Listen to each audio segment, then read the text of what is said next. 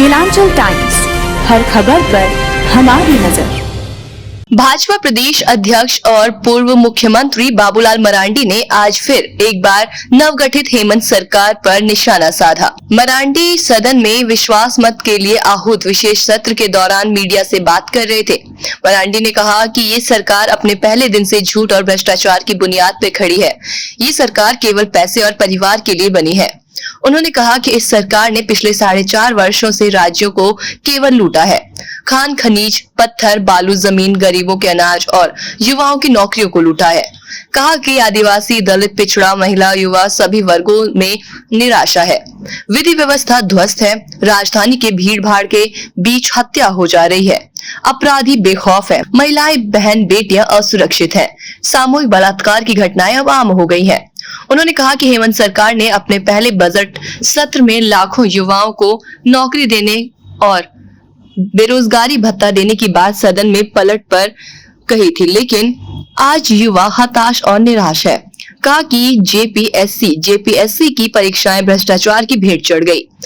Black listed agency के माध्यम से परीक्षाओं का संचालन कराकर राज्य सरकार ने नौकरियों को लाख में बिचवा दिया है।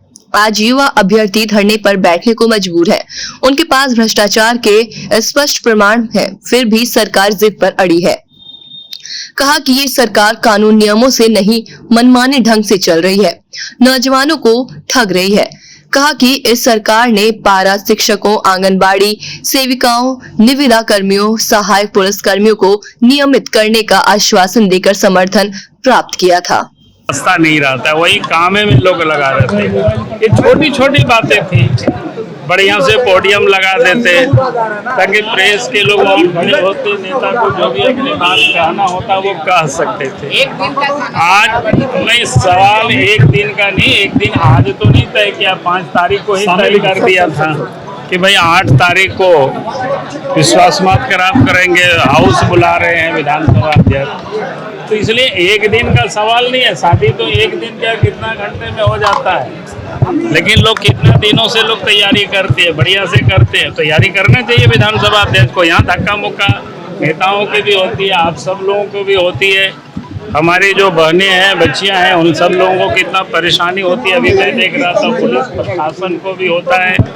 तो ये सारी चीज़ों को देखना चाहिए सरकार को, विधानसभा अध्यक्ष को देखना चाहिए, लेकिन हमको फुर्सत कहाँ है इस सब काम में। और आज मैं कहूँगा कि जिस प्रकार से इस प्रदेश में सरकार जो मनमानी तरीके से चला रही है वो किसी से छुपा हुआ नहीं है। इसलिए मैं कहूँगा कि आज इस राज्य में जो सरकार है, परिवार और पैसे के लिए सरकार है, उससे अधिक कुछ भी नहीं है इस सरकार में। इसलिए आप देखेंगे नौजवानों को भी लगातार इस सरकार ने ठगा है।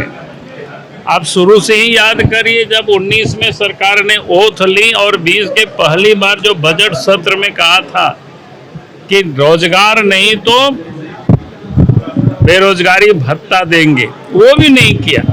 यहाँ तक कि जितनी भी वैकेंसी निकली, चाहे जीपीएससी के द्वारा चाहे जीएसएससी के द्वारा, सब में घपला और गड़बड़ी हुई। मानो पूरी तरह से नौकरी को भी बेचा गया। ये किसी से छुपा हुआ नहीं है। जितने ब्लैक लिस्टेड कंपनी थे उनसे एग्जाम कंडक्ट कराया गया।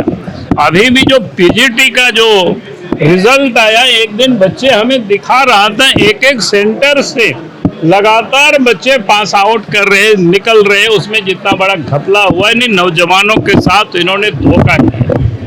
दूसरा, आप देखेंगे जितनी इस राज्य में जो चाहे पारा शिक्षक हो, चाहे सहायक पुलिस हो, चाहे आंगनबाड़ी सेविका हो, या जितनी भी कॉन्ट्रैक्चुअल में जो नियुक्ति है, उन सब लोगों के बारे में बुला करके 19 के पहले उन्होंने कहा था कि आपकी हम अस्थायी कर देंगे। आज वो सारे लोग भटक रहे हैं। आज उनकी कोई बात को सुनने वाला नहीं है। अब सरकार कह रही है कि यहाँ पर हम पेंशन देंगे, सर्वजन पेंशन, लेकिन 4 वर्षों से तो वृद्ध जनों को ही पेंशन नहीं मिल रहा है।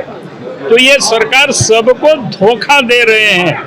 पहले अनाज के बारे में भी इन्होंने क्या कहा था, ग्रीन कार्ड दिया, 1 आध महीना बांटा और फिर तो 1, 1.5, 2, 4 साल से कहीं कोई अनाज नहीं मिल रहा है। तो आज ये सरकार झूठ की बुनियाद पर खड़ी है अब जनता समय के इंतजार कर रही है। बहुत बहुत धन्यवाद।